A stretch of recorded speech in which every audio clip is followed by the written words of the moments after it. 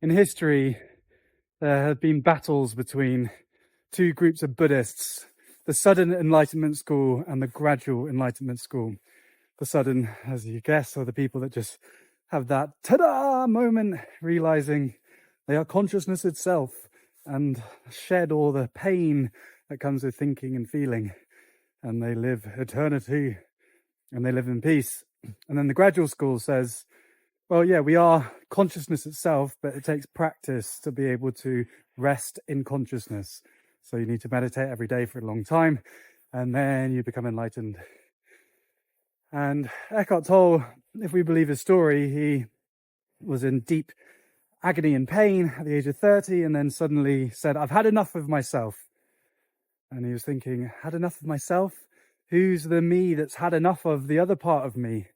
There is another part of me that watches and has the ability to have enough, to say no to all the pain and the bullshit, the fake news that arises from the mind. Taoist practice and the journey that I've been on is about practice. Practice is the path to peace and freedom. And I even don't like the word enlightenment really, because it just comes with this big baggage about having to be like a Buddha and not being human anymore.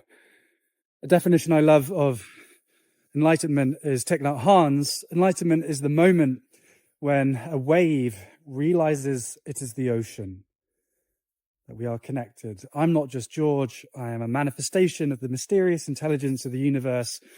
And in that moment of embodied realization, it can't just be a thought of, oh yeah, I'm connected. It's a, wow, okay, here I am. Mind and body, matter and spirit, whatever words work for you, this complex being. This being is having stories that tell me that I'm separate from the universe, that I'm messed up in various ways. Wow, I'm a wave on the ocean, not separate from it. I am an aspect of it. I'm grateful to have had a lot of those experiences now, of that deep sense of joy and peace and love and connection. But I'm not always in it, right? According to Eckhart Tolle, he just has this deep level of peace all day long.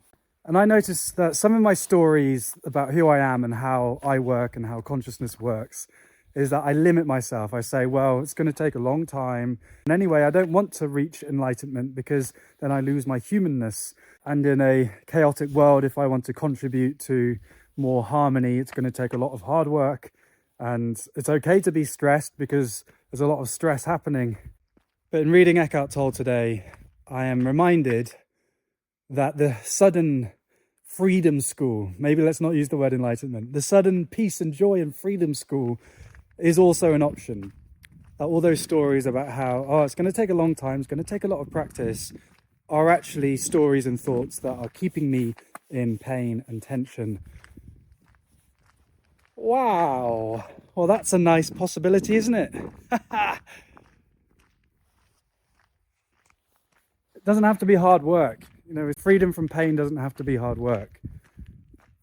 And can we hold the paradox of, yes, practice is important because it helps us prime our consciousness. And even me reading The Power of Now, one of the first spiritual books that I read when I started my journey 7 years ago, and I'm rereading it now and I'm getting so much more from it because I've learned so much since then. So the practice is important because it helps us understand our experience.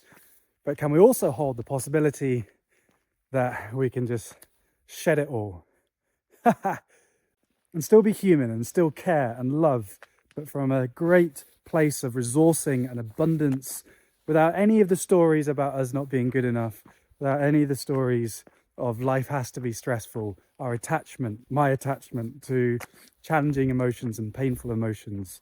Because on my journey, if I can live from a place of abundance and joy, then I can serve from that place of abundance and joy.